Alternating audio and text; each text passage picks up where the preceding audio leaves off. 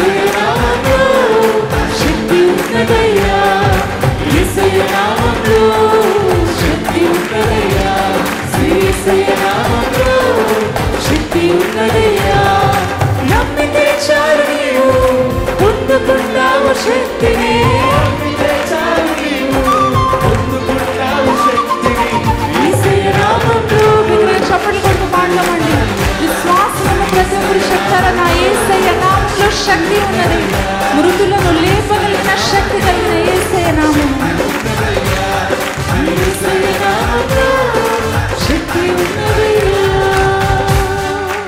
బిగ్గరగా చప్పట్లు కొట్టు. శక్తి కలిగిన మన యేసయ్య నామాన్ని మహిమపరుద్దామా?